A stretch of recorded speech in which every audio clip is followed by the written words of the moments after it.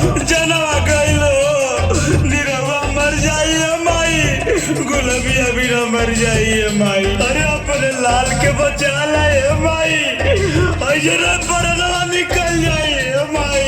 ए पंडित जी रस सखवा, अरे तो ना कल्याण करा रे, हमार जनवा निकल जाई। चुप रहा सारे तो काट लिया सवेरे मल्ले गोरू मही जो धूप दसांग अगरबत्ती नरियल चुनरी कुल ले आओ अब हम देखा थई। हमको लिया ले ये पंडित जी, हमको लिया ले आइला आइला जल्दी हमके कैसे गुलाबिया से मिलावा। ले ला जाया फरिया माई ले ला हाई चुनरिया, ले ला जाया फरिया माई ले ला हाई चुनरिया। कहाँ बा गुलाबिया तू बताई दे तू ना, देसी घी से कर तानी माई हो हवा नवा। हे शीतला माई दुर्गा माई काली माई, हे सातों बहन शीतला कहाँ सुतल पड़ो हो जागा जागा ये माई जागा।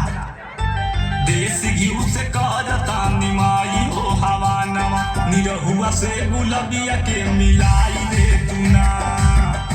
अब हम ना जी, अब हमार जान जाता है पंडित जी, अब हमारे सांस ना रह गई, अब हम न ले पाएंगे पंडित जी।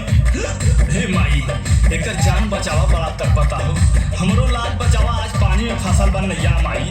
अरे गुलाबिया रे जोता वाली मैया ऐसन ज्योतिया जलावा, कलुआ के गुलाबिया से जिंदगी से हटावा।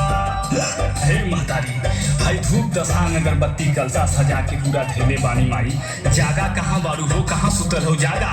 हाँ ये पंडित जी मारा ऐसा मंत्र तरवा कलम मर जा। हे पंडित जी अरे 10:30 में शांत रह देता है। जोता वाली मैया ऐसन ज्योतिया जलावा, कलुआ के गुलाबिया के जिंदगी से हटावा। हमारा से मान बारवाई दे तू ना, देश घी से कार तानी माई हो हवा नवा, निरहुआ से गुलाबिया के मिलाई दे तू ना।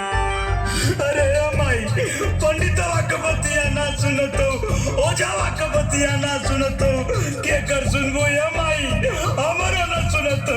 ए माई कैसे कल्याण कराओ, 5 साल हो गलो करा से मिलना, हमके बड़ी डर लगाता है माई, कहीं ओकरे लड़का बच्चा ना हो गलो को। ए माई तरी उपकार कराओ। अच्छा चुप रहो माई में तनी दया लगाओ कि का एकदम दिमाग चाट के रख दे लेवे। ए पंडित जी तोहार कब्बे से सुनत हई, अब हम मर्जी लगाई, तू सुना माई सुनिया है। हाँ तुम लगाओ हमारे माई थोड़ा ही सबकर माई है, लगाओ तुम मर्जी लगा ली।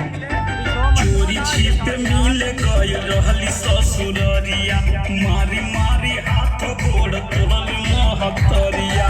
हे माई जब हम राती में मिले गई रही तो कलवा के कुल दोस्त मिल के हमार हाथ गोड़ तोड़े रहना सुन। ई तो एक दीवाना और रोशन करवार भी जाना तारे, लेकिन प्यार हमारा वही भी कम ना आए माई, उद्धार करा हो। चोरी छिपे मिल गई रहली ससुररिया, मारी मारी हाथ गोड़ तोड़ल महतरिया।